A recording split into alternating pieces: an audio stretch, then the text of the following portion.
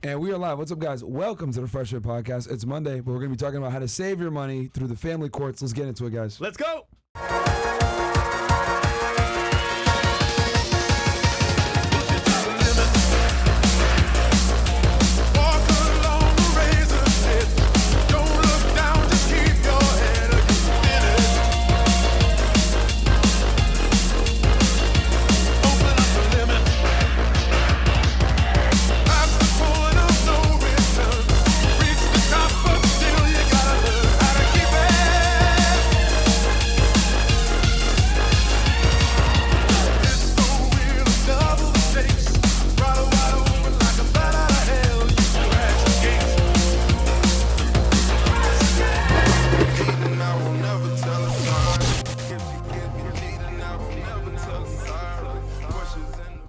We're back. And we are live. What's up, guys? Welcome to Fresh&Fit Podcast, regular edition. It's Money Monday, guys, and today we're going to be giving you guys some value. We got an expert in the house with Steve Mayeda. We're going to be talking about the family court, how to not get rinsed through the process of being able to see your children. I think this is going to be one of the more important episodes that we do.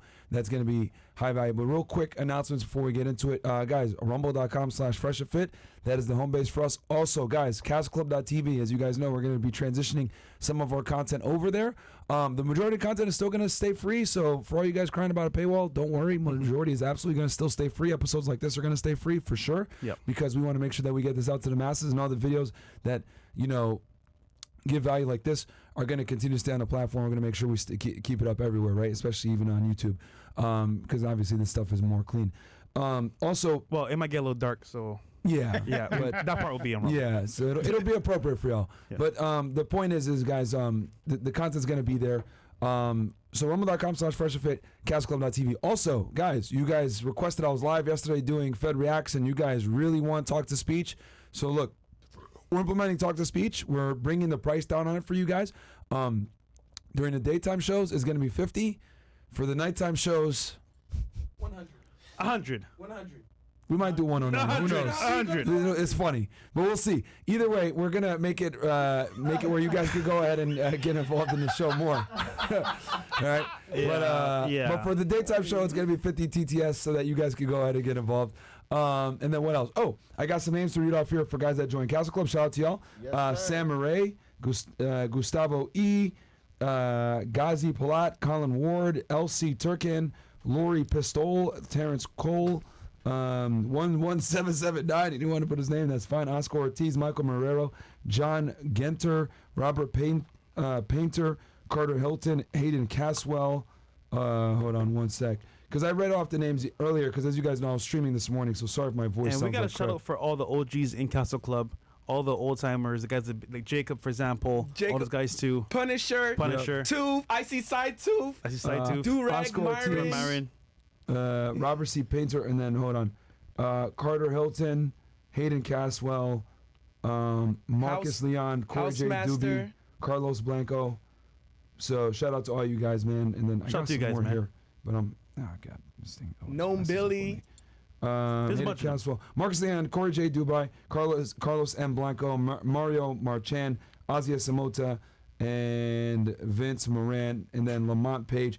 There's a bunch here, 61801. So yeah, that's just as of, because I read some of them this morning when I was live streaming. As you guys know, I've been live streaming like crazy the past few days. And then also, tomorrow, won't be on the Fresh and Fit episode, it'll be on tomorrow. I'll be out with Vitaly and Charleston White. We're going to go catch some, predators as well, so that's going to be a good time. Oh yeah, let's go. That'll be on Kick. As you guys know, kick.com/Vitaly. Check them out over there when I'm over there with them, busting bad guys. And then, we're going to also do a stream for you guys where we kind of let y'all know about what we got coming up soon with Castle Club, what we plan to put there.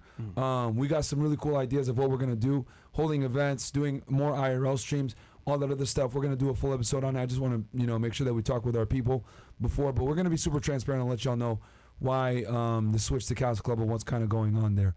But that's pretty much. And one more thing. And of course, a big thank you to Jacob and Duck. These guys been catching the Castle Club chats for us throughout these weeks since we've been on locals. So big ups to you guys. Thank you, Jacob, man. Jacob and Duck. Without further ado, guest of honor, welcome, Steven. What's up? Mayeda. Welcome, man. So we first saw you on Own Cook's channel talking about this stuff, and he told me he had to delete the video because it was so intense what you were telling him, the stories you were telling him about childcare, custody, and battle in court. So tell us who you are, brother, because we know who you are, but they may not know who you are. Yeah. No, my name's Steve Mayeda. I've been a men's coach for a long time. Like, I go way back with Owen. So Owen, I got mad respect for. First off, we met about 20 years ago. Damn. And the dude blew me away because back then we were both coaches, as he calls OG social coaches, but pickup artists and that sort of thing. And this dude, everybody was crazy in that industry way back when. And like just sociopathically crazy, like bad people. And I'm like, what's going on, And here was this dude who had like traits of those guys, like thought really like rapidly and super ADHD. And he helped myself and like a competitor basically work a workshop in Hawaii. And he was living there at the time. And at the time, he was not Owen Cook, who we know. He was the guy in the game that was the bad dude. Like, everybody hated Owen. Everybody hated Tyler Durden, which was his name. And, man, his whole point was to help my coworker out. He was like, hey, man, you're a lot like me. Don't fuck your life up. Like, here's the things I'm working on. At the time, the blueprint wasn't out. He gave us, like, a whole seminar on it and all that sort of stuff.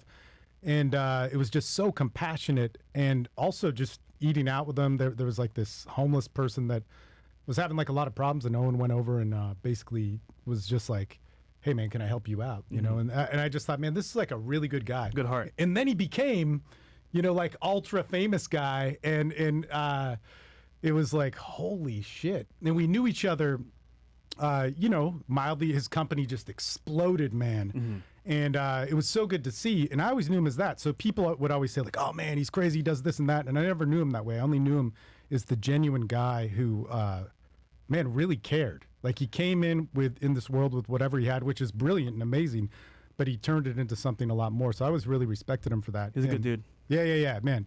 So he reached out to me about a year ago and was like, hey, man, I got this issue. And I looked on YouTube and you were all over it. You were like the dude on custody stuff and what to do if you have an accidental pregnancy. And like, man, I want to talk to you. And, it was hard to sync up. I live in Austin. And he was like, if I make it to Austin and if you make it to LA, and it took us, I guess, a year to do it. And then we did it. And on that first podcast, this is the crazy thing, man. Yeah. So this guy, he starts recording at like 1 a.m. and I'm on Texas time, so that's 3 a.m. And then he was like, dude, that went too intense. That was too intense. Sounds like Owen, bro. Let's do it again. Let's do it again tomorrow. Nuclear, dude. That was nuclear, man. Chill out, bro. Chill out. Hey, man, I'll tell you this. Being on camera with that guy, like dead tired, and doing 2 episodes back to back, like the next night. Bro, his energy's unreal. But he's so intelligent on camera.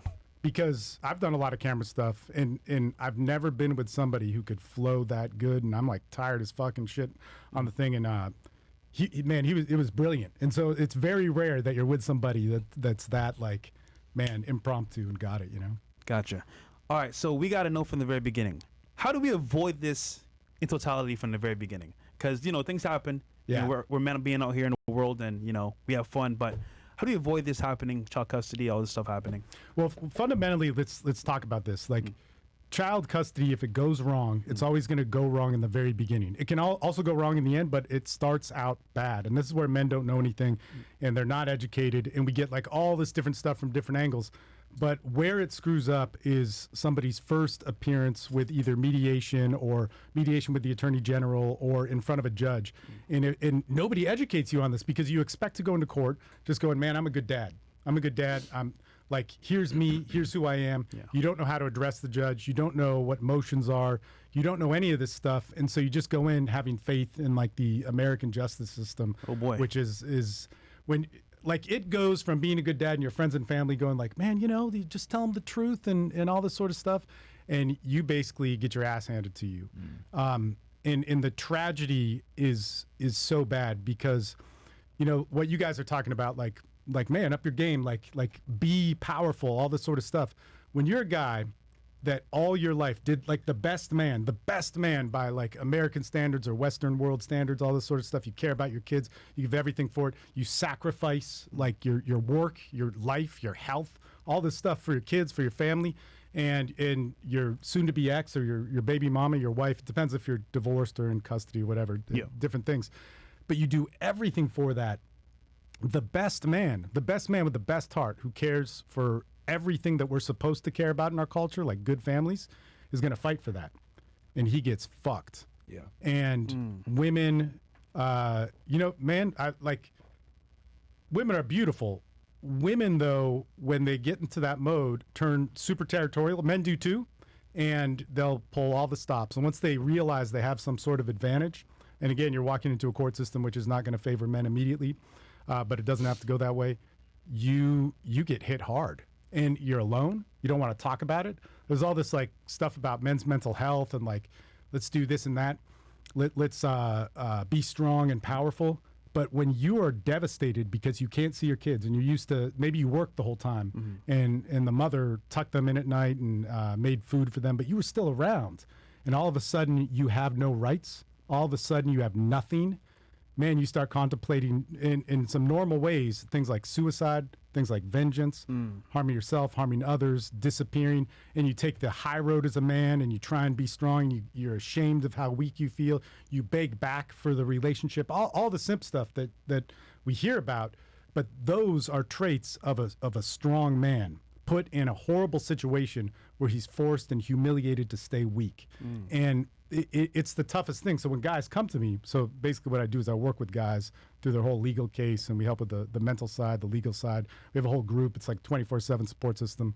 And guys are like, man, why, she's a bitch. She did this, da-da-da-da. But then they're like, but I'll do anything. I'll do anything to get her back because it's better for my kids. I'll do whatever it is. I don't give a fuck. And you sit there and you see this guy going down a road that statistically by far is not going to work and is going to fuck him worse, but he has some of the most noble traits of a guy. And so we have this crazy conflict from the advice he gets from like the man side of things.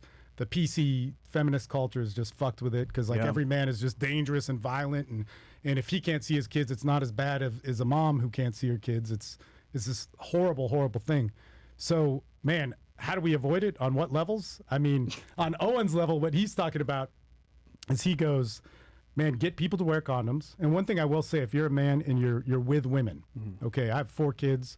One was through a relationship that was committed and all that sort of stuff, and the other kids were, or 2 kids from a committed relationship. The other 2 kids were from kind of like riff-raffing around and all that sort of stuff. If you're a man and you're sexually active and you have the ability to do that, I think you're better off in our world. There's a whole bunch of people that talk about the different moral values and whatnot, but people have different roads and all this sort of stuff. But if you're a man and you're good with women, this is going to happen. This is going to happen in some way.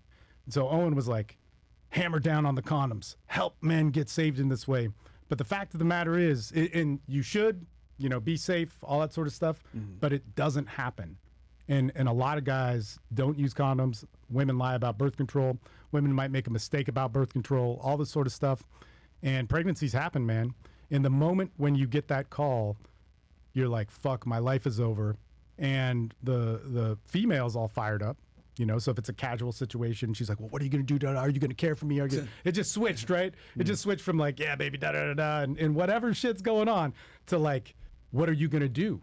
What are you going to do? I talk to my friends and I have power. And her friends probably don't really know. But if she goes to the courts and realizes that power, it gets fucking bad. And everybody catches wise. So if this happens in a casual setting and you, man, I'll share actually like a pretty brutal story. But my buddy, this is way back when, and he actually passed away, but he was a pimp. And he said, look, man, if you knock a chick up, now I'm not suggesting to do this, but this will portray the mentality. And he says, if you knock a chick up, you got 3 months. And at the time, termination and these types of things, which is a touchy subject, were more available in the U.S. He goes, you got 3 months to make your move and to make your play. And you have a choice in this because you're the one going to be paying child support. You're going to be the one going through the pain. You're going to be the one responsible for that child. And you have a say. So you have to make your play and you need to be hard.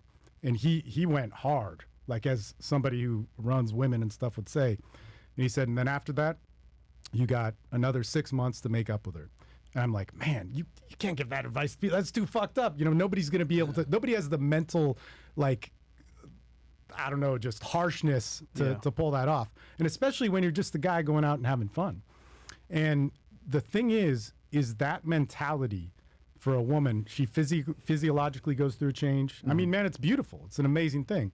But it is, I want security, I want safety, and I'm going to fight for my life for this. Like, it's in my body, and I'm going to make it work. And you as a guy are like, oh, shit, you know, this throws everything off. Like, am I going to be single? Am I going to be married? What am I going to do? And then fatherhood stuff kicks in. It gets all crazy.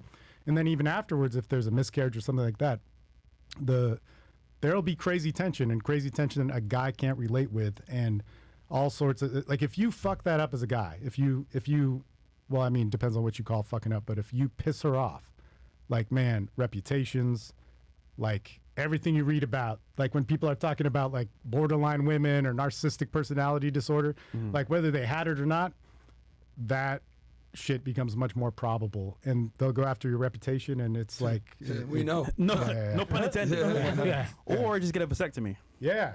Well, so that's the thing. Like, kids aren't bad. Like, fatherhood is an amazing thing, and motherhood is an amazing thing. Shelter Rolo. But how that gets manipulated in our culture, and how it gets exploited, and what women become and even men become when they don't know what to do, or they take advantage or manipulate, is one of the most fucked up things. And it causes generational pain and trauma.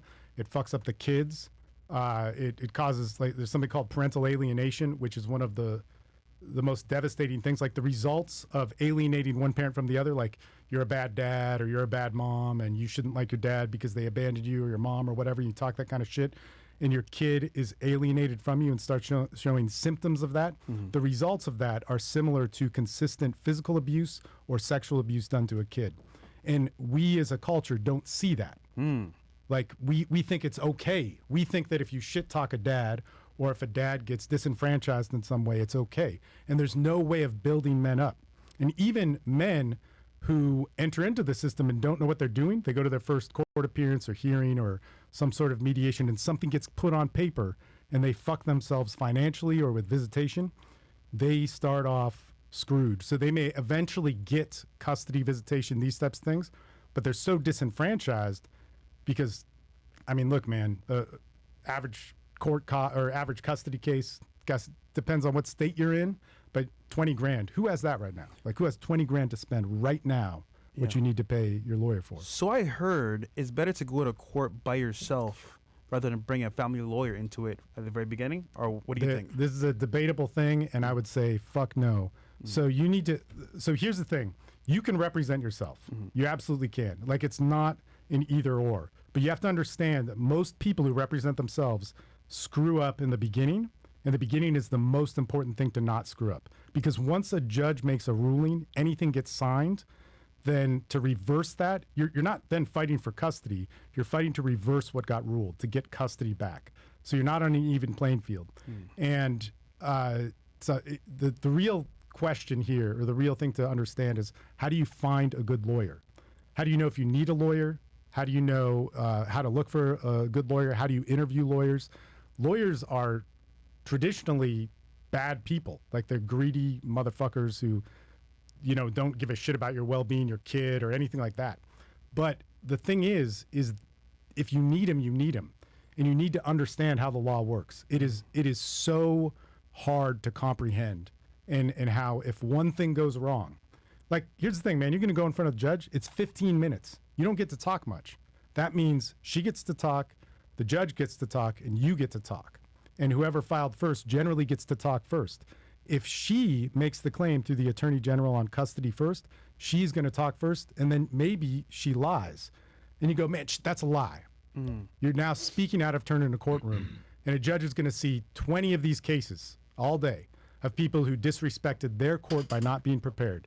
And they're just going to say, well, look, I'm going to err on the side of caution. You guys are still arguing. Figure it out. Here it is. I'm signing it. And then the guy's like, man, I'm fucked. Whereas if you get some education on this, like, here's the easy thing, right? Okay, lawyer or no lawyer, here's what you got to do. You have to look at the laws in your state and county that determine custody, okay? So what is going to what is custody going to be awarded at? Is it standard visitation, which is like a weekend dad thing? Is it expanded standard? That's weekends plus and then extra holidays and stuff like that. Is it 50-50? Do judges rule on that? So that's the first thing. You have to look at how that is, like who's taking the kids to school, who's making food, who's doing all this sort of stuff. You have to look at how the judge is going to see that. If it's just that my kids like me more, that doesn't count. It's who is caring for the child. And if the child is a newborn, it's going to be with the mother in most states, just because of, whatever different theories around Maternal it. stuff, yeah. It's seen as important, but after 18 months, 2 years, it can be split up. But then the next thing is you should interview attorneys. Like, why not? Interview attorneys to go like, hey, I'm assigned to this judge. Like, so when you get served on this, it's going to say what court you're going to be in. You go to whatever attorneys are in that county and you say, hey, what do you know about this? Here's my information. Here's my statistics. It's better if you go in there organized, which is a lot easier than you think, but it's also mind-numbing. It's kind of like, here's how you meet women, da-da-da-da-da. But then like guys are like, yeah, but what if I do this? And they're kind of sidetracking themselves on something that isn't necessarily correct. And you have to rewind that. Mm-hmm. But if you start to look at like, okay, here's the money I make. So custody is all going to be about child support, visitation, and it's going to be like, who is the better parent? How does that judge, how does that court look at what the best interest of the child is? Because that's what it is. We have our definition of the best interest of the child, but it has to be for that judge. And then you can do the next best thing. So the third thing that you need to do is you need to go in and watch that judge. Most family courts, I said all in some video, and the guy corrected me, like in Virginia or Vermont, they're not open to the public, but you can go and watch that judge. And if you watch anywhere from 10 to 15 cases, you're going to see dads fuck up. You're going to see moms fuck up. You're going to see dads win. You're going to see moms win. And then you start to look at strategy, And so this is like a kind of a tricky thing, because us as men, the things that naturally make us strong are to confront, fight, tell the truth, fight for our kids, show up, clear up whatever. She said this, no, this didn't happen. But that's all going to work against you in the court. Damn. So we actually have to have some sort of clarity on what we say. So it's best to go in and watch a judge. Watch your judge. And then you get the information, and then you go, man, I'm nervous, and da-da-da-da. How long do you typically have between the time you're served to your first court appearance where you can actually take that time period to go watch that judge typically? Yeah, a couple months? Yeah. You got anywhere from like 2 weeks, which is very fast, but with COVID, it backed everything up. Yeah. But it could be 6 months. And so think about this. If you screw up and a ruling goes wrong, and she gets more visitation than you, or we could talk about protective orders and stuff like that, because that's where it all goes out the window. You're totally fucked. But let's say a ruling gets made, and then you want to contest that. You want to go back to court. You file a motion for that. It's like, how do you do that? How do you do that yourself? What if I screw it up? If I screw it up, it goes to the court, and they say he screwed up. He's got to refile again. When do you find out that news? 2-3 weeks down the road? But then once it gets accepted, it might be 3 months. So if you screw up, you have 3 months of a status quo happening, meaning if she gets more custody and she's taking the kids to school and the dad is cut out for some sort of safety reason and it has to go to supervised visitation, which generally men have to pay for. You have to pay for your own supervision for watching your own kids. And what the hell? Child support gets set at something which is unrealistic. Then you have 3 months of her getting to do whatever she wants. The next time you go back to the court, she's going to say, if she's smart, if she wants to win this game, which a lot of times that doesn't happen, she's going to say, well, look, the kids are used to it. It would traumatize them to reintegrate the father to be a 50-50 situation. So you want to get it right from the beginning. And the other thing that happens is all sorts of false claims, false allegations. They're like, man, I mean, dime a dozen. It's the worst, man. Did you see the young Jeezy and Jenny Mai situation? No. Where so basically there's a rapper called Jeezy, aka Snowman, and he married this Asian girl that this talk show, Jenny Mai, and they were together for a couple of years. Apparently he cheated, she cheated, something like that, but they were basically breaking up, and they were in love. They were all together all the time, but now all of a sudden she wants the kids for herself. She's saying he's a bad dad and he has guns in the house for protection. But all of a sudden now they're bad because she doesn't like him anymore. So before it's for their protection, the kids, her, but now because he has guns in the house, she's using that against him. So like, this is where we got to get like women. Women and men now are really loud on social media. They try and like fucking ruin your life in whatever way they can. It's like this. Oh yeah, I can relate, bro. Yeah, me too. So basically, what determines being a good dad and a bad dad on a social media war may not be in the courts. So if guns are legal, it may not be an issue. But this also swings the other way.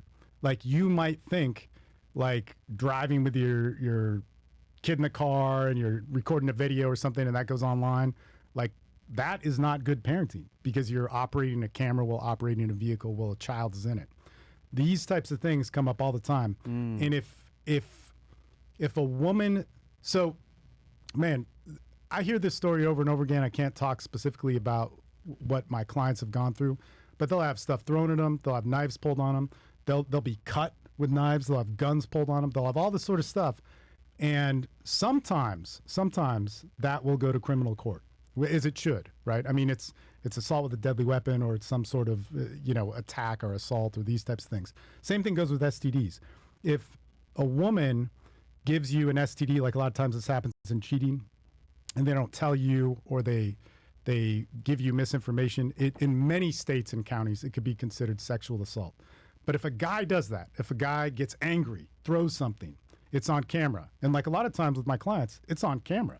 It's on camera where a woman is doing this to them. It's on camera. It's somehow documented. There's enough good witness testimony. Then that guy will get a protective order or a restraining order. And they're different. A protective order is much worse. Okay. Now, the other thing too is it could go to criminal or it could go to some sort of civil thing. A criminal is much worse. I actually had a protective order on me. I had a criminal protective order put on me. I didn't get to see my kids for 5 years. What'd you do? It was fucking nothing, man. I was raising kids in a chaotic environment. Yeah. And I was not smart. Like, I was, in the actual story of it, there were multiple claims made against me that had to do with violence or sexuality and all this sort of stuff. Here I am as a dating coach. Of course, I was also doing MMA at the time, and like, everybody kind of knew it and these sorts of things. Teaching jiu-jitsu classes. So they painted you as a violent womanizer. Dude, the best right? Is I got a grand jury trial, and the prosecutor, so it went to criminal, which is bad. Like criminal, they both suck, but you're really fucked because if CPS or DCFS sues you, it's 51% needs to decide whether you did it or not. Yeah. Criminal, you're at 1%. You have no chance. Like they are designed to prosecute their cases. So once it goes there, you have a huge uphill battle.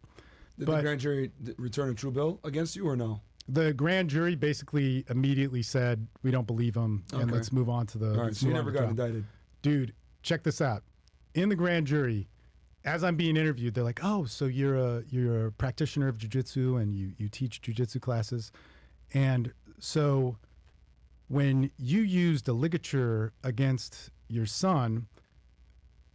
does that come from your weapons training? And I was like, there's no weapons in jiu-jitsu. What the hell? So I have this piece of paper, and she pulls it out. She pulls out like a piece of paper of what are the list of weapons that are used in Brazilian jiu-jitsu. And I'm like, you are wrong. And I didn't know. This is, again, like, I did not know. Like, I thought, it was going to be all fair, and this is ridiculous. And I'm like, this is ridiculous. You're telling me this is not used in jiu-jitsu. Like knives and swords and all this sort of stuff she was talking about were not used. And we got in this big argument about it. That argument, I don't know what screwed me over in it, but the grand jury, as soon as I left, immediately ruled that they were going to step forward with the trial, which is horrible, man. Devastated me. So you did get indicted? Yes. Oh, yes. so you got a true bill against you? Shit. So you got charged? And I got charged, and then I took a plea. And in the plea, we could go over this with like many cases that I've had. Like a plea is basically like you have no money. Yeah, you just plead to a lesser thing. Are you going to go trial, to a sex offender prison as a child abuser and get raped for 6 months, 2 years, or whatever it is? What the hell? So if you go to, it depends again on the state, but if you go to if you go to like a state jail or a federal prison or what, or it wouldn't be a federal prison, but if you go to state jail. Yeah. State prison. Yeah. So if you go there, you go to the ones that are for child abusers and rapists and all this stuff. Really? It's pretty fucked up. So you go to because of allegedly domestic violence. But domestic violence So you're is telling different. me that happens to you, but Diddy's free? Come on, bro. Yeah. What's going on right now, man? Damn. No Diddy, by the way. The guys in my group would love you. Yeah. But sorry. So you didn't get to finish. So they ended up indicting you for what? Like It's injury to a child. injury to a child is what they try to hit you with. Yeah. And then you took a plea deal. What'd you plead it down to? No, it was still a plea to injury to a child, but the sentence was no jail time. And Okay. it was like probation for 4 years, and you didn't Damn. get to see your kids for 4 more years. It had already been a year, and man, it's crazy. But I'll tell you this: Off of a lie that she made. yes, and later on, She alleged like you hit one of the kids? no, choked one of the kids. Later on, Wow. what happened was, now check this out, man. So you to tell my story in this, and this is what Owen actually wanted to cut out at least a little bit of, and the guys in my group stories are far worse. But so then I get married, have an amazing relationship, awesome, obviously different woman, model, like beautiful, like everything you could imagine, right? And so we split up. And when we split up, she in Texas you can record. It's a single party record. So I started recording everything when she was acting weird and doing all this stuff. And she said, if multiple times on recording, if you challenge me on anything, if I don't call the shots, then I'm going to say that you abuse the kids and use your old case against you. Wow. And man, like, I'll tell you this, like at this point, like after that, the first case happened, I Yeah. started talking to lawyers and educating myself on stuff and whatnot, and then working with guys who came to my group on this sort of thing. At the time, I wasn't really like targeting coaching on custody stuff, but I was like, man, I just got totally fucked. Yeah. And Because you've been through it.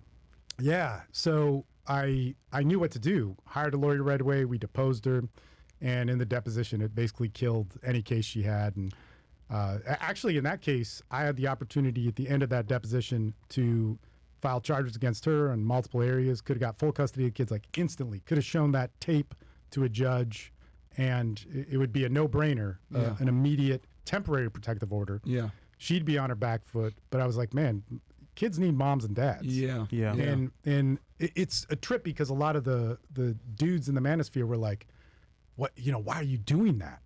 Well, my fight is for my kids. It's not for some political thing, right? Yeah. It's not to It's shame not to somebody. exact revenge on her. It's for the kids to have the best situation. But here's the thing, man, and this is going to sound crazy because my life is my life. My interaction with my kids and their mothers is my life.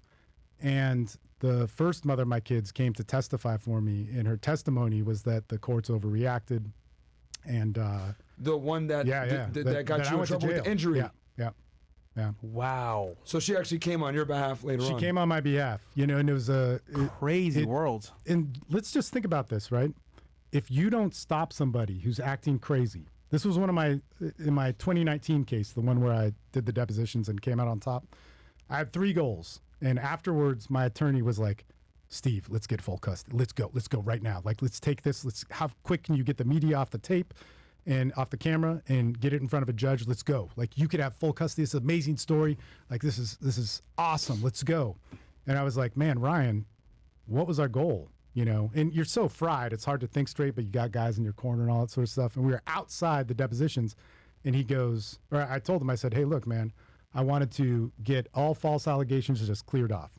I wanted fair visitation and all that sort of stuff set, and I wanted to calm her down and stop her from going crazy. Because people go crazy, man." Yeah. And one last thing, what I got from that was like, the first mother of my kids, we both acknowledged, like, we were idiots, man.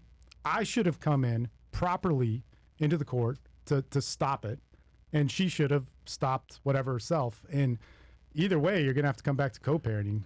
Isn't that crazy that the woman that you first were with, your first child mother, helped you with your second child mother? It's crazy. But you know what I think was? She hated her more than she hated you, probably. No, I think what it is, and this is one of those things that actually I'm really proud of talking about it because it's a real story of people going through stuff and not a theoretical And thing. thank you for sharing your story, by the way. Thank you for sharing your story. Yeah. That's love. The thing with that is that you see how much it affects the kids. Like I was sitting there in those 5 years going like, man, I'm so fucked. I can't believe how bad I got fucked. You lose all this money.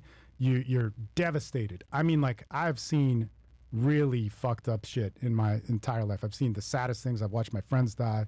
I've come like clients of mine who are saying they're going to kill themselves, and you get the calls. I used to save their message on my phone, and you show up and they're dead. And I've seen really sad stuff, but nothing is as sad as finding out you're not going to see your kids for 2 more years, 5 more years. So I'm guessing she made the allegation that you like harmed your children, right? Erroneously. And then you ended up taking a plea deal because you couldn't fight it. Maybe not the money for the lawyers and everything else like that. Like, was this a situation where she was angry at you and made up like kind of, how do I say, sensationalized events to just get you in jail, and then she couldn't reverse anything and then ended up like where you got fucked at then? Like how did this even, like what are the mistakes that you think you made in that first situation? Yeah. That the guys can learn from? No, massive mistakes. And let's bring it back to like guys as a whole because it paints a better picture. Yeah. In that moment where you're accused of something, like don't talk shit. I would get a lawyer. I would familiarize because you didn't get a lawyer until later on? I did, but I talked to the police first. And sometimes it's okay to talk to the police, right? It could work in your favor. But if there's a charge, and there were multiple allegations of abuse that had happened before, so I had talked to CPS, I had talked to attorneys, or I'm sorry, the cops or whatever in previous cases, but they got thrown out. So I went in there thinking I knew what was up. Well, if you fuck up once and you think you know what's up, you fuck up. And the fact of the matter is, and I'll say this just in her defense, because we both raise awesome kids together, is that, man, we were both nuts. We were both nuts. In that whole situation, it's so horrible. But even if you talk to the guys in my group who get accused of the same thing and get run through the ringer in it, it forces you to be a better parent. You go to parenting classes, you look at the law, you look at how the law determines this, you look at the psychological damage it causes kids. Like I said, I thought I was the big victim in it, and I was. But when I got to reintegrate with my kids, who are awesome, they're amazing. Did she regret like doing that? Like I think everybody does. Yeah. Yeah. So she thought like, oh, I'm just gonna mess with him, and then she didn't realize how much she had really. But that takes years. Damn. Like, of all the cases that I work with guys, they're not going to change their minds for 2 years. So she lied on you. You fight. couldn't see your kids for 5 years. Yeah. And you were still able to make peace with her and still co-parent to this day. Yeah. Wow. Yeah. No, man. Because a lot of guys would never forgive. That's some good restraint. For that. Man, That takes like some real emotional control. I mean, that's just crazy because like she lied on you, and you know how they say how hath no fear like a woman scorn, right? And she's in her head like, oh yeah, I'm gonna get back at him, whatever, and then she doesn't realize once you get the wheels of justice going, it's very difficult to walk it back. Yeah, and there's so much to it. I'd say psychologically as well. Like if you spin a lie and you get power. Like, what does that do to a person? I mean, you see that every day with politics. It's the craziest thing. That's wild, man. But I think after hearing this whole episode, the chat, ourselves in a room, we'll think twice about having kids with the wrong person. Man, no. Look, kids are awesome. And being a father is an amazing, amazing thing. And, I'll say this, and this is one thing that I tell guys in the group when they're going through this, because you're devastated over your kids. Like if your kid gets hurt, if your kid is damaged, you want to kill whoever's damaging that kid, right? That is the drive, and everybody can relate with that. But when it's psychological, not everybody takes it as seriously. Yeah. And when that happens, man, you lose it, and you then are dealt a different card in life. So you have to find something that is good. You destroy yourself. Like you end up like the dead guy who hangs himself, commits suicide, becomes a drug addict. It's like if you die, that could be better for that man than living just in pain and suffering and is a lesser man for the rest of his life. For the kids, it's don't kill yourself. Please stay alive. But my message to everybody is like, no, man, if you have bad stuff happen, make yourself better. And at first, when you're going through this, you don't want to hear that. Like, I'm not going to say that to somebody right away. But your kids now have a destiny that they have to fight for, and it is their problem, and be the strongest man. Like, I was a fool. I was weak, man. You know, I was strong in some ways. I was good at holding a frame, good at all that sort of stuff. But how can you get right with yourself mentally, spiritually, at your core? How can you bring that to have stability? Because when those kids come back, they don't want to see a broken father. Yeah. They don't want to see a man that is hurt, or that is the tale that was told about him as being a deadbeat or whatever. And I think that that's so important, you know. So what would you say are like some of the mistakes that people can learn from in your first situation, like that they need to avoid immediately? So Right. you said talking to the police, talking with CPS that was used against you later on. What else? Well, you need to understand the charge. Yeah. So that's what you got to understand right away. And you need to know how to find lawyers at that time, because the law in there is more complicated. It's not like this simple thing. Like, if you fuck up once and it could go to criminal, you want to know everything. So you have to hire the right lawyer. You can't just hire a family law attorney. You have to if it's criminal, you have to hire an attorney defense that attorney. is a criminal attorney. Yeah. You also have to be able to hire a CPS attorney if they're involved, or DCFS, whichever protective shit. service is there. And it could be the same attorney, but you have to understand what the charges are and what the narrative of either, you know, the DA is trying to go Spin against about you. yeah, or what CPS is trying to investigate. CPS is oversaturated, generally workers who, you know, they might love it, but a lot of them don't. High turnover. They see really horrible things. And I mean, man, it's easy for them to get it wrong. And they're overworked, have too many people on their caseload, social workers too. So it's easy to get something misfiled. It's easy for something to get signed off in the wrong way.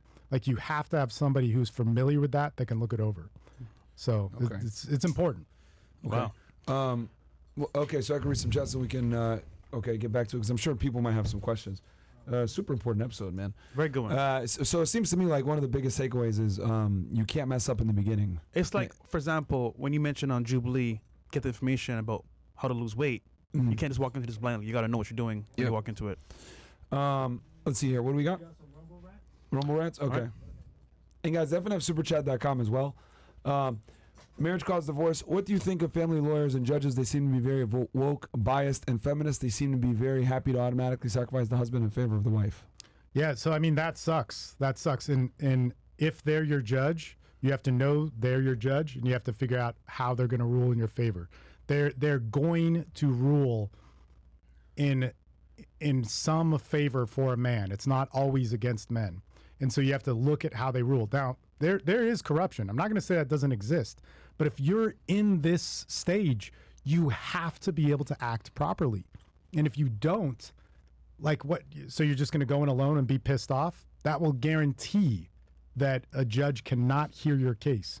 So you need to study the judge and learn how that judge rules, watch them, and figure out a game plan, whether you're going pro se, which is representing yourself, or you hire an attorney, and you need to learn how to hire an attorney that's not lazy. And I'll ask you about how to interview attorneys here in a second. Anything else? The problem with family courts is the woman you married becomes a demon and her mind gets poisoned by all her friends, family, lawyers, and greed. Also, you run out of money because of legal fees. Yeah. So it's a good question, and the answer's in that question. Okay, so she's getting advice from her family and friends. If you get advice in custody from your family and friends, you're going to get bad advice. Even if you have a lawyer, you know, like relatives, or if your brother's a lawyer. If they're not your lawyer, you need to understand. You need to work with somebody who's obsessed with your case, that is not going to be lazy about your case. And if she is going to listen to her friends, she's going to fuck up. Like, you have to understand this. Like, when anybody gets an advantage and they have power, they become idiots and they're going to make mistakes, and you have to play it right. If you get screwed in your first hearing or whatever judgment, right? If that happens, then you're going to have an uphill battle. It's going to be 6 months before you get a win, or 3 months maybe before you get a win. But you have to start playing it right and playing it smart. And she is going to make mistakes. those mistakes are going to be like, she's going to be playing the social media game with her friends and winning opinions and trying to turn your family against you and all this sort of stuff. And in that doesn't matter to the courts. The courts don't care about that, at least at first. That's like one of those secondary things. That's like a character assessment and that sort of thing. But she's going to make a mistake that matters with custody or lying or, I mean, man, that's a big thing. Like, get somebody to lie under oath about important stuff. You now discredit their complete testimony. Now, if you already are being investigated for something, that might help you a little bit, but it's still going to help you. You still have to disprove whatever it is you're being accused of. But that is, I don't know, like people say women are favored, they are, but if you're smart and you play steady, they generally don't have they could have the backing and control and all that sort of stuff, but they generally will not, and they'll screw up and they dig their own grave. It happens over and over again in our groups. Okay. Yeah, we see it all the time. What do we got here? Alboy says, it seems like at the end of the day, it's all unavoidable, even if you're married. So what do we do if we want kids and have a girl but don't want to get married? What are the best options? That's a very good one. That is a good one. So, I mean, marriage in our country with the general thing, like when I was talking about the best man comes in, he doesn't really like go to school on this. He just has good morals. And then something turns, either he turns or she turns, but then it just goes all fucked up. Yeah. So if we're going to work our culture better, like we need to start, I mean, in the greater meta thing, we need to start looking at male wisdom, I think, which is really important. We have to start looking what it means to be a man with women, a man with money, a man with responsibility. And those things need to be so important that when it goes into us like having fun and going out and getting laid or having women around or whatever your situation is, that needs to be taken into it. But in having kids, if you walk into having kids without any thought or wisdom of your own, our system is so fucked. Our culture, meaning it's going to screw with you, it's going to screw with her, is so fucked up, it's guaranteed to fuck up. And our court system is guaranteed to just make it devastating, at least to one person, and heavily the man. That's usually the case. And then the other thing too is I mean, man, there's guys leaving the country, there's guys finding women in other countries, which is an answer for now. But if we don't fix the problem of wisdom and integrity and being a good man and finding good women and these types of things and inventorying yourself, because a bad woman exploits a man or takes advantage of an already broken man. So men that get screwed over by women play a part in it, even though they're the total victims. But oftentimes they're not just the total victims. Like everybody's got some screwed up stuff. We have to take responsibility for that. And if we go to other countries and meet wives and stuff, that's cool. Like I'm all for it, man. Like we always talk about the guys having no power because the court system's fucked, and it's true. Passport bros. Man, men have power, and with the passport bro thing, that's a little bit different because I live in another country and I generally don't like it when people exploit that country. Like I have good relationships with people. And, Colombia. no, Colombia is great, man. Colombia is one of the most beautiful countries and a very inundated in the culture there. And I don't like it when people just go for sex. Sex is going to be there. Like it's part of the language.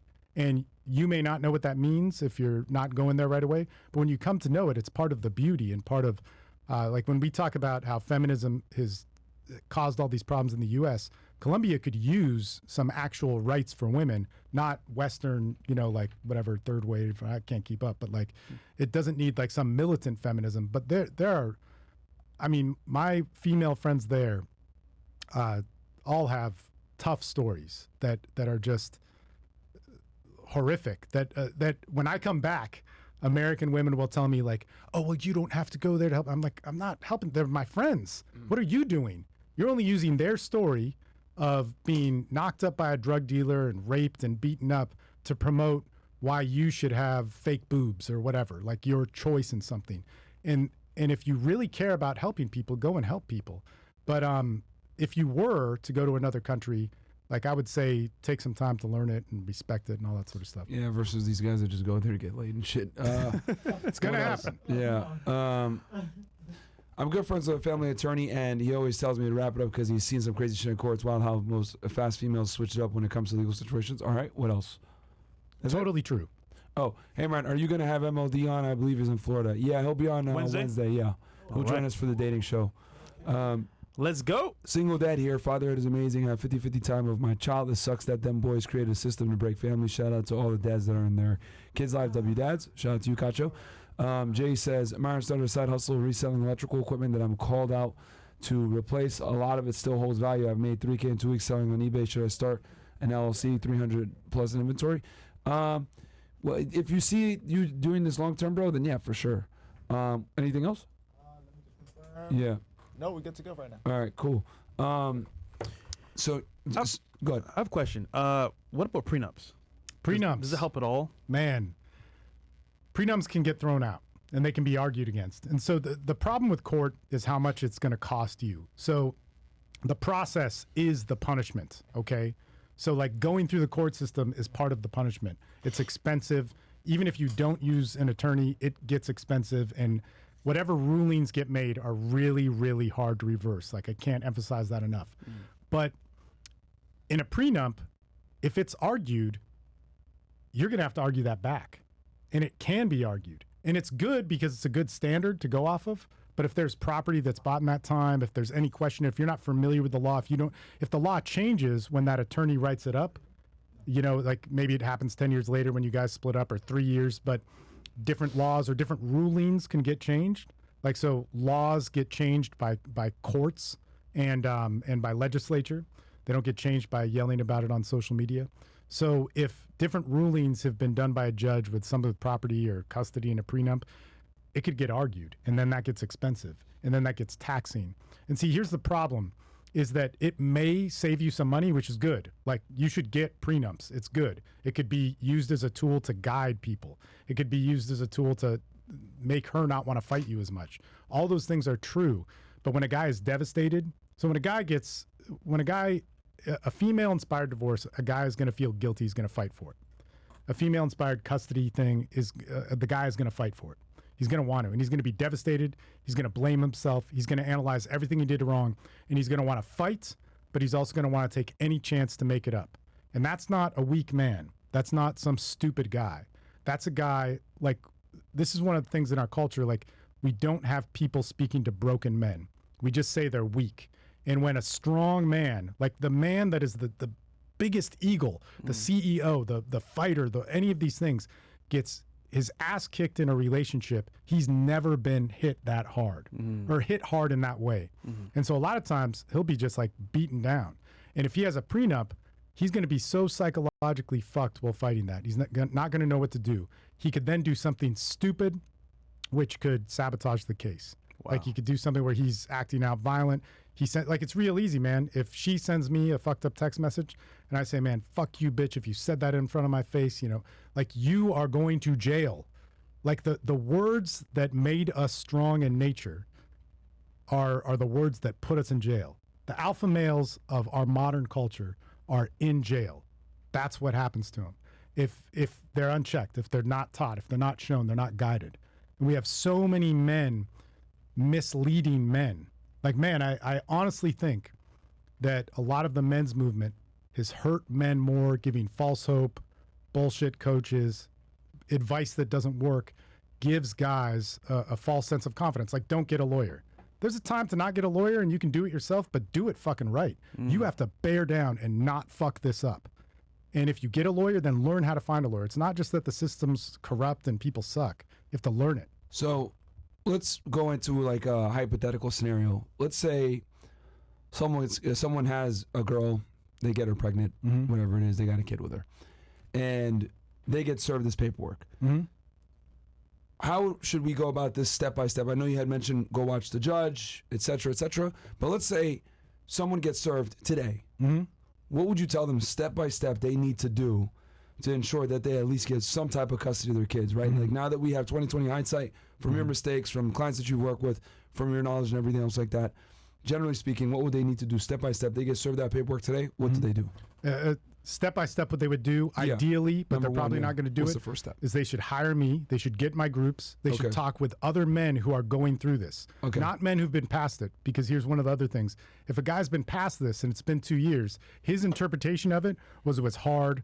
I had to step forward. I had to get a hobby. I had to get over it. I just had to move past it. But in that moment, your mind is so fucked. You need to get around men going through it who have their finger on the pulse of it. Okay. You also need to start looking at what is going to determine whatever it is, custody or visitation. You have to understand how that is determined. And it's not that she's a bitch and you're cool or you're an asshole sometimes. Like, one of the things my attorney told me is he said, Steve, I got a guy who was convicted of murder, custody of his kids, because they're two separate cases. That doesn't necessarily, I'm not saying that he's a good dad, bad dad, whatever, anything like that.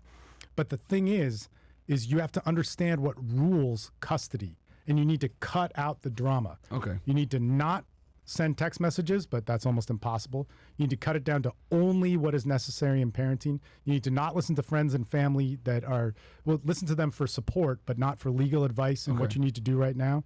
And if you don't, it could end up good, but if it goes bad, it gets catastrophic quick and almost immediately. So step one, get a support group of guys that are going through it. Now, step two, should they secure a lawyer right then and there? I think they should start interviewing lawyers, and you can Okay. always switch lawyers. Okay. How should they go about interviewing lawyers? When you interview a lawyer, the best way to get a good lawyer is reference from other attorneys who are active. The other thing that you should look for, like, so it could be a tax attorney, business attorney, all that sort of stuff. But if they reference a family law attorney and they're active in it, it's good. So just to answer your point as well, I reached out to Jim Sexton, regular lawyer in New York, and he has a network of guys that are very successful in their different endeavors, because obviously law is very diverse, and he knew people from a certain network. So I was like, who could I go to for these things? And he had a network there. Yeah. No, man, like a network of attorneys, that's what I had in 2019. Like, I knew attorneys, and I knew a bunch. And at a certain point, Let's say people don't know. Right, How do they go about Googling and finding a family attorney in their area? Google and Yelp are going to give you a whole bunch of stuff. Generic? Because let's say that attorney's really good and the ex puts a Yelp review against them or something like that or whatever, like anybody can leave a review. But they're good to go off of. It's not bad. But your number one thing that you got to look for when interviewing an attorney is, do they go to court? Are they in front of judges? Okay. You never want to go to trial, but you need an attorney that is never afraid to go to trial. Okay. Right? And so when this is the case, like, let's say we're in a dispute and my attorney says, dude, let's go to trial. Let's go. You want that intimidation to be real. Okay. Like, let's make this $20,000 more right now, and the potential that you could get a ruling against you that could totally fuck you. Okay. Let's go. So an attorney that So is you need a lawyer regularly, that's like, it has courtroom experience and isn't afraid to litigate, because that is true. Most attorneys are terrified of actually litigating. So, okay. So you interview them, make sure that they're actively in court, they're litigating cases, etc., and they're active. So join it. So step one, you get served, join a group, get a lawyer. Then what? Should they start going to court and looking at that judge that they? Absolutely. Okay. I think anybody, if you have the best lawyer in the world, you have to educate yourself on the system, and you're gonna have to work your ass off. So lawyer or no lawyer, you have to know everything. A good lawyer is gonna have more clients, and they're all fucked up, man. Lawyers are crazy, right? So a good lawyer is going to be in a spot where they're overwhelmed, they have a lot of cases, they make mistakes. Should that lawyer also be very familiar with that judge that you got served with? Okay. So when that's a part of the interview process. Are you familiar with this judge? When lawyers know each other, that's good. It could be bad if they want to talk you, if they want to manipulate you, then that's bad, right? If you're acting too dramatic, because guys and girls piss off their lawyers all the time. Damn. And if you get off on a bad foot with them, then they'll talk to the other lawyer, hey, let's talk these guys into this, right? And that works against you. But if they know each other, they can say, hey, look, man, she's saying this, it's unrealistic. Do we really want to throw time at this? Like, this is a waste of time. You need to talk her out of this, which is what essentially my lawyer did to my ex. Yeah. Okay. So join a group, secure the lawyer, start going in a courtroom. How often should they be going and looking at how the judge rules? Once a week? I think they should watch 15 cases. And Okay. It's a ballpark thing. Okay. There's guys in my group that'll watch family court every week, once a week. Okay. And man, Can you get through 15 cases in maybe two or three visits, you think? yes, yeah, but there's a lot of downtime, and it's not fun. They motion for recess and shit like that. It's an all-day affair. Yeah. It's not fun. Yeah, they'll do 2 or 3 recess, then come back and okay. So watch 15 cases. That's good advice. Then, as you get closer to your date, and you're saying avoid obviously contacting her, avoid all contact with her. Be wary of advice given by friends and family. Only listen to your lawyer. What else will people do? Because now they're in your group. They're talking with their lawyer. They're going in. They're looking at 15 cases. court cases coming up for the first hearing. What else should they do in that time span where they're You waiting? need to build a team. And so if Okay. they're in my group or some support group like that, that Yeah. team means they're talking to 5 people a day. They're talking to 5 people a day who understand the process. Okay. Not just like, man, I'm being accused of this. I want to fucking kill her. And some guy's like, just forgive them. You need to do that. Like, that's not, you need to listen to somebody that can relate and just go, man, I understand. Like, I understand you want to do, like, I want to do the same thing. Let's not do it right now. Let's talk Okay. this through. And when you get to that Talk them level, off the ledge. pretty much, when you get to that level of trauma, like nobody's going to listen to anything unless you have experienced it, unless they respect you in it. And for real, man, I mean, that's an honorable thing. Like if you've walked in those shoes, Yeah. because It's much different, man. Yeah. it's like you're like, man, fuck this, let's fight, and then it moves to like, but man, if I could just talk, I could just reason with her. I could just talk to her, and he's not thinking straight too, and she's not thinking straight, and you could say something that could get used against you, and you don't think it does. So cut all contact. Never just no. Don't even talk to her. People think I can get her to change her mind. Don't even bother. But that's a day-by-day conversation you got to have with guys. Okay. Like I'd say 3 times a week, you're going to have that conversation with a guy that's in his first 2 months, maybe 6 months, of where it's like, hey, look, no, man, you can't do it. And he's still going to fuck up because he's human. But it's his nature to confront, to bring rationale to it, to protect his family, all those different things in a way that he feels, but we're not living in our nature. All right. What else should they do? Man, Preparing to this, or is it just the weight game at this point? no, the weight game is so fucked up, right? Because you move big, man. We're gonna do this. We set it up. We make the dates. We get the deposition dates. We get the hearing dates. Whatever. We're organizing stuff for mediation. We're doing discovery on her. All this sort of stuff. Okay, we're done. 3 months. Shit, man. 6 weeks, and that's so hard. That's so hard. Well, I wanna see my kids. Here's actually a pro tip that comes from our groups. If you're a father and you don't have a protective order or restraining order or anything like that, man, you go eat lunch at school with your kids. Call your school, find out when parents are allowed to come, and buy back some parenting time. Like it's a huge thing that guys do in our groups. And Really? oh man, it's the best. Like do it as much as possible. Damn. Like go and have lunch with your kid when Yeah. they have their Yeah. in the cafeteria. And there's no Okay. consequences against that. Nothing bad will happen. Well, if the school might be a private school and have their own rules. If it's a public school, it has some system set up. Almost all schools will have a system set up, and it depends on the state. But in some states, you don't need any court order to do that. If you're a parent, you can do it. Wow. But you okay. should check. You should All call right. the school. That's a W tip. And Yeah. schools may not know. Does that like illustrate your care to your children? Is that why it's so important? It's just important to be around. Guys are course. devastated. Yeah. Like that's the problem. Oh, it helps with semblance of They're- like maintaining sanity. Okay. Yeah, Okay. yeah. Okay. The best way to combat parental alienation or being kept from your kids is parenting time. It's not making her look bad or whatever. It's how much parenting time can you get. I have a question though, real quick. If I go to my child's school and let's say she finds out about that, wouldn't that be used against me in court? You're taking initiative to be a father? But remember, if I'm not supposed to see the kid, doesn't that like No. So He said if they don't have a protective order, if there's nothing against you, got it? you can go. there Okay. could be like a temporary parenting plan where they're like, we don't know, so we're going to play on the safe side, and she's going to watch the kids, and you can see them at these. Like the court can't make a decision. The parents are arguing and all that sort of stuff. So they just say, look, we're going to do this, and you're like, you saw that child every day. You know, you are so fucked. Like it's so hard to describe to people. Like it is mind numbing, and you're going crazy. Like you're all alone. You have nothing, man. Yeah. You know, and so go to the school, see the kids. It might even be weird for them, but it's always better. Okay. If your kids can't see you, and you're allowed to legally see them as much as possible when it doesn't cause conflict with the mother. Absolutely. Okay. Okay, so that's that. I like that.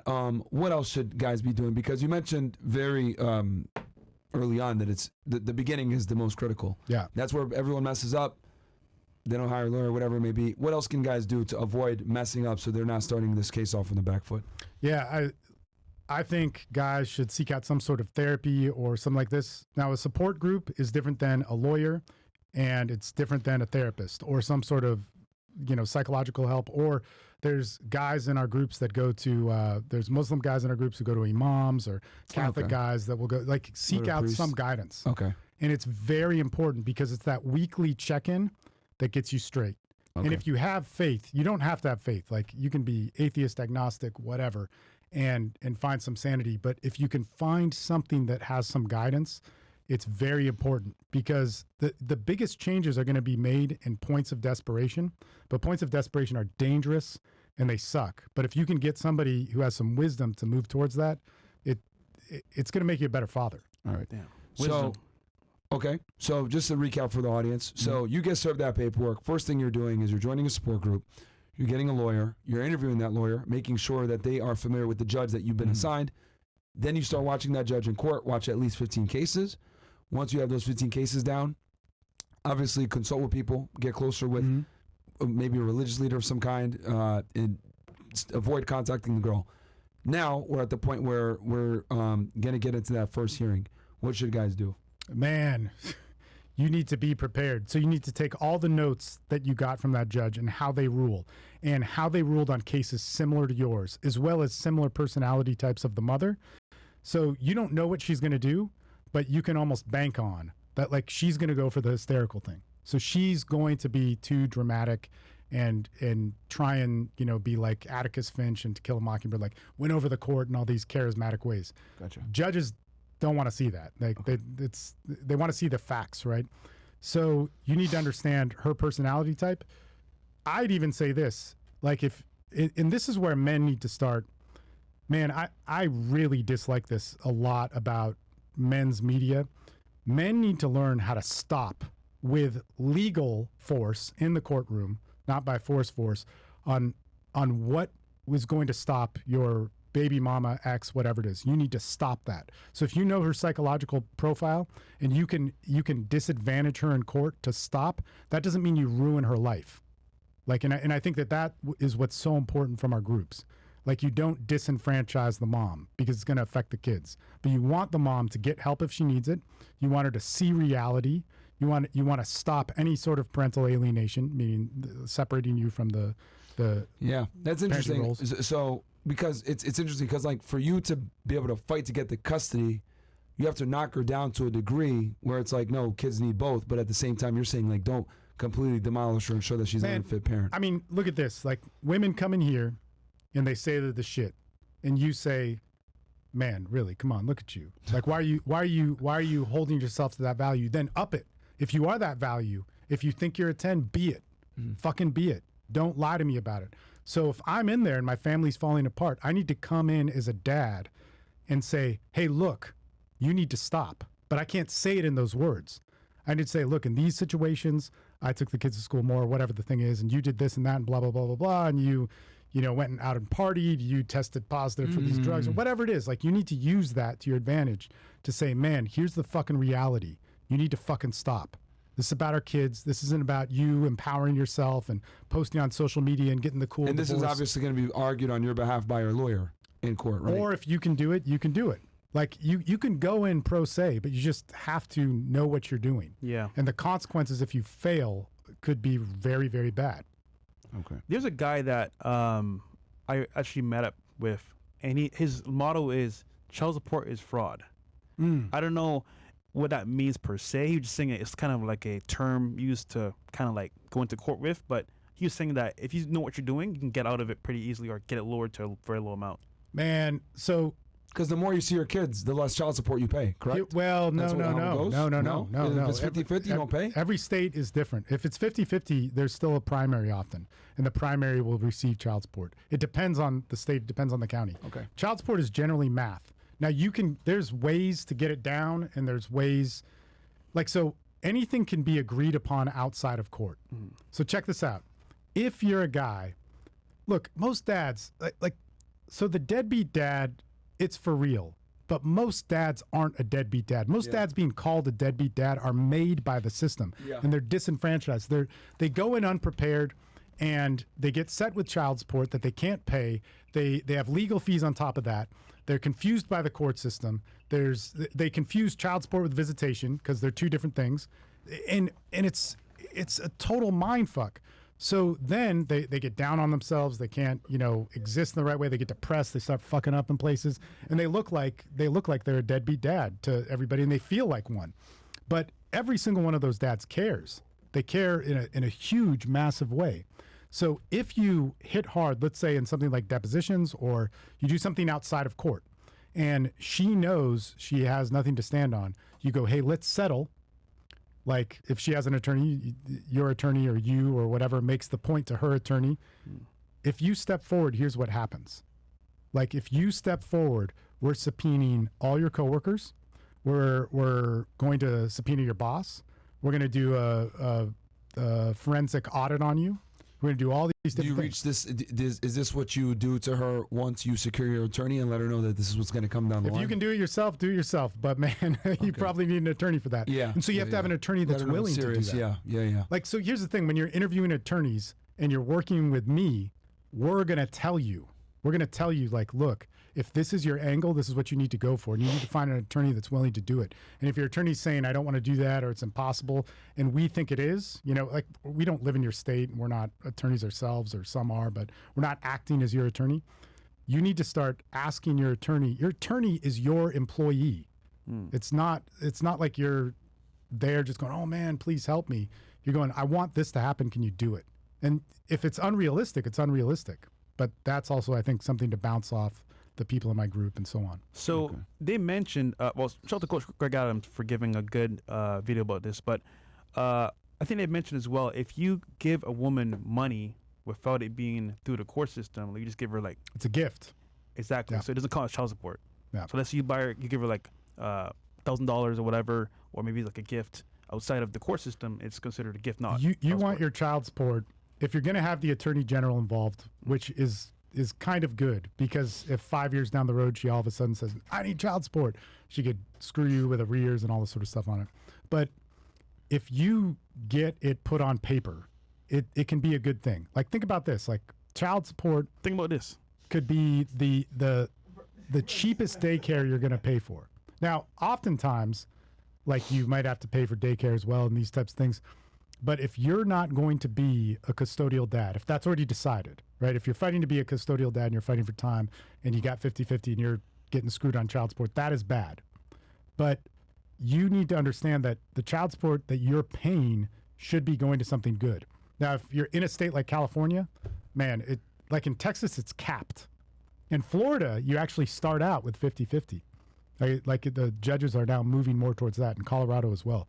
So they're good. They're better states for men. But New York and California, man, you could get hit with catastrophic like child support. It's horrible. Like, so Elon Musk pays, I forget what the cap is in Texas right now, but like $2,800 a month child support. So there could be a guy that is not one of the richest men in the world paying the same amount as him. Because it's capped. It's capped. Okay. Interesting. All right. Any other chats or? Yeah, so we went over all the things that guys need to do. Yep. Neil says, Steve, so awesome watching you bring your wisdom to the masses. Preach, brother. In honor knowing such an empowered male role model. Shout out to you, Neil. Shout out to Neil. Neil is one of the best free diving coaches in the world, and he's stationed right now in San Antonio. He's awesome. Shout out to him. Anything else? Always keep receipts. Text, a big one I've seen girls do. They still apply for food stamps for assistance and not report the dad's income fraud. That's grounds for you to get hit with back child support. Okay. Yeah. Oh, wow. Durek Myron says, Stephen Myron, so as a young guy listening, and for me, I have some notes down. I find it very overwhelming to even want to have a child, bro. How do you navigate this? It's almost better to not have kids. Yeah, and this is like a fair argument, and I think this discussion should be had with people. But at the same time, you can't just stop there. You need to keep educating yourself. So just to make this really clear, if you go, don't get married, don't have kids, you're going to fall in love with somebody, you're going to have unprotected sex, you could get somebody pregnant, and then all of a sudden you're like, oh, shit. So let's start educating yourself on it. If you have a kid with somebody, man, in our world, parents aren't going to stay together often. You need to know how to empower yourself, because here's the thing. If you stop it legally, if you can stop this legally and calm her down, in 2 years, 18 months, you'll be good. But if you don't and you fight back and forth, you could be going for 18 years. Damn. You could be at odds with somebody. So if you have a child with somebody and it's contentious, like, stop it legally as best you can. There's ways to definitely empower yourself. All right. All right. What else? One more. All Well, right. a few more just came in. Yeah, if you guys got questions, get them in now because we're gonna wrap up here in a little And bit. Castle Club chats. came in. Iron Gaines and Walter are saving young men from, self-deletion, saving young men against true destruction of themselves. You both are on rocket to heaven. I appreciate that, bro. Like Thanks, I said, bro. episodes like this, guys, are gonna stay free, man, for sure. Because I think we gave y'all a lot of sauce on here and how to deal with a lot of the situations, step by step, man. Once you get served, what to do and how to deal with things. I'm not gonna lie, bro. This is a lot of work just to have a kid. Yeah, keep and it I a think buck. also the other Holy, important thing, bro. guys, is I'm that good. obviously this information is fairly general, and the reason why is because we don't know your state, we don't know what your situation is with your girl or your wife or whatever it may be. And I think once you get hit with that paperwork, joining a group, getting a lawyer, and then making sure that lawyer knows what they're doing, they're litigating all the time, etc. I think going to the court and watching the judge rule is huge. Yeah. Seeing where that judge stands, that's going to significantly change, or how do I say this, structure your strategy on how you move. Because every judge is different, every county is different, every state is different, all the laws are different, every lawyer is different. So these are the general guidelines that you're going to need. However, your actual real application and strategy is going to be contingent upon the factors I just mentioned, which can vary greatly, right? So what else do we got here? Mo, you should use this as the thumbnail for Your song. Te meses mejor. Okay, interesting. What the hell? I think they're making fun of him. They are. I have also have some advice for guys trying to avoid going through all this. Now, dudes in the chat, think about this. How about learning how to pull out, or maybe try wearing a Jimmy? Just saying, thanks for the shout out, fellas. It made me feel special. Hold Yeah, on. yeah, bro. That was one of the Steve, first things we said in the Could you beginning. mention the pull-up method? How well that works? Man, they have a name for people that use the pull-out method, and they're called parents. And so, but hey, no, but for real, a guy that you should have on is my buddy Eric Everhard. So he's a porn star, and he's fucking awesome. The guy's like full of knowledge about everything, not just about sex. So you should listen to him about this. But he's like, we pull out all the time, and there's very few pregnancies. So I don't know, man. He's a fan of the pull-out method. Yeah. Okay. But I can be too, but I also have 4 kids. So Yeah. Tony Moreno says, Steve is speaking facts. 16 years ago, when my son was, that doesn't, okay. Number one, I think he means to say my son was born. I fought like hell to get 50-50 residential from the get-go, so important to set the precedent in family court. By the time he was 9 years old, she frustrated my custody so many times. I got full residential custody. I did right by my son, and the court recognized it. Follow everything Steve says, my dudes. Family court is a battleground. Never have victim mentality. When things don't go your way, overcome. God bless. Shout out to you, Tony. Thanks for sharing, bro. Yeah. Thank you for Shout out sharing. Tony. it's a good one. Anything else? Confirming now. Nope, we good to go. All right, cool. All right. Yo, so Steve, I'll give you the last word, man. Where can can they people find find you? There's probably someone right now in the chat that That needs your might help. have got served, or is going through this right now and needs some help with navigating. Where can they find you and how do they go about it? Yeah, so all over social media, I'm at Steve Mayeda. That's at SteveMayeda. You can find me on TikTok, on YouTube. It's at Steve Mayeda TV. There's tons of videos on this. There's like over 1,000 videos that I have navigating through this.